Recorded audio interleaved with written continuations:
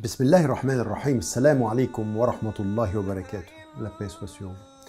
Nous atteignons la moitié du mois du Ramadan. Nous sommes à mi-chemin et nous sommes au milieu du Coran, en l'occurrence. Et au milieu du Coran, ce que nous trouvons, c'est une histoire tout à fait singulière, une histoire importante qui nous rappelle le voyage nocturne du prophète, qui a été à la fois une élévation, qui a été un privilège et qui a été aussi une épreuve. Vous trouvez ceci dans le verset qui parle « Subhanalladhi asra bi'abdihi laylan min al-masjid al-haram ila al-masjid al-aqsa, alladhi barakna hawla » Béni soit celui que nous avons fait voyager depuis la mosquée sacrée jusqu'à la mosquée la plus éloignée, dont nous avons purifié les alentours, ou dont nous avons rendu sacrés les alentours.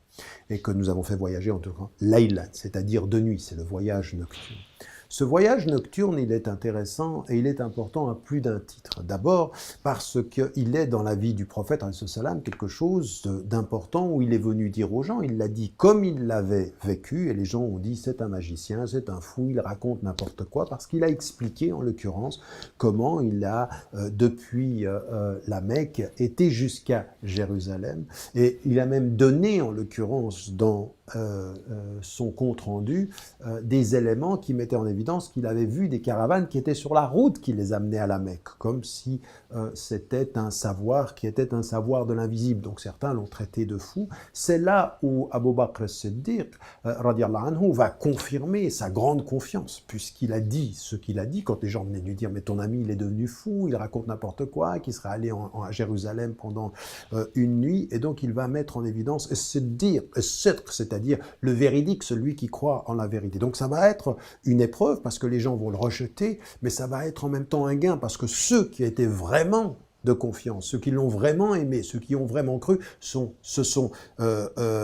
resserré les liens. Donc il y a eu ceux qui doutaient et qui n'étaient pas sûrs se sont éloignés, et puis ceux qui étaient proches et se sont rapprochés, qui étaient dans la confiance. Ça c'est un premier élément. Le deuxième élément de cette épreuve-là, alors les savants parlent de est-ce que c'était un voyage physique ou un voyage de l'âme et de l'esprit. C'est pas le moment d'entrer dans ce débat-là entre les savants. Ce qui est le plus important ici, c'est dans cette élévation-là, dans ce moment-là, il y a un autre moment qui est celui où, effectivement, il va y avoir le principe de l'union de ce dernier messager avec tous ceux qui l'ont précédé et l'expression en même temps de cette prière qui va être la prière que nous pratiquons maintenant, le premier pilier pratique de l'islam. Donc un moment extrêmement, symboliquement extrêmement important. Et puis il y a un troisième enseignement, c'est celui qui lie le voyage nocturne, min al-masjid al-haram, la mosquée, la Kaaba, Al-Masjid al-Aqsa, c'est-à-dire Jérusalem, qui fait de Jérusalem un lieu central de la tradition musulmane,